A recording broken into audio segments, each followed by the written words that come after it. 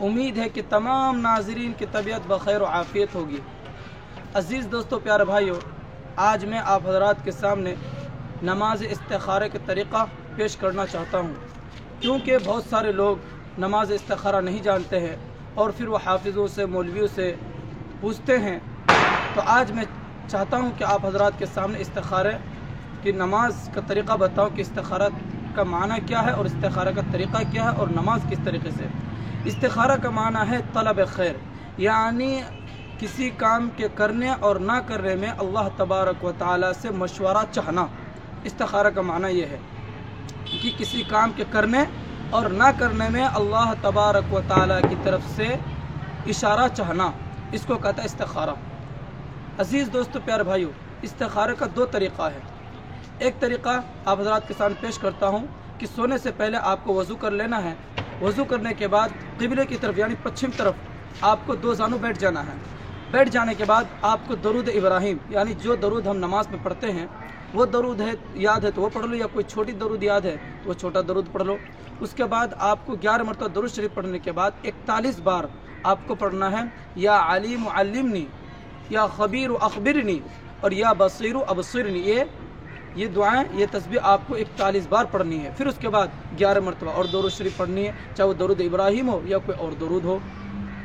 اس کے بعد آپ کو تسبیح لے لینا ہے، اور تسبیح شروع سے نہیں پڑھنا، جہاں بھی آپ نے تسبیح میں جہاں بھی انگلی آپ کی ڈل گئی اب وہیں سے تسبیح کے دانے میں شروع کر دیں، اور پہلے دانے پر پڑھنا ہے سبحان اللہ، اور دوسرے دانے پر آپ کو پڑھنا ہے الحمدللہ، اور تیسرے دانے پر پڑھنا ہے ولا۔ اب آپ اسی طریقے سے ایک دانے پر، دو دانے پر، تین دانے پر، پھر اسی طریقے سے تسبیح پڑھتے رہیں۔ آخری دانے پر جب پہنچ جائے، اگر سبحان اللہ پر وہ دانہ ختم ہوا، تسبیح ختم ہو گئی سبحان اللہ پر، تو اب وہ کام کرنا آپ کے لیے بہتر ہے۔ اور اگر الحمدللہ پر دانہ ختم ہو گیا تو اس کام کو کرنا ٹھیک ہے، کوئی غلط نہیں، اور اگر ولا پر پہنچ گیا تو اب آپ اس کام کو بالکل بھی نہ کیجیے۔ یہ پہلا طریقہ ہے۔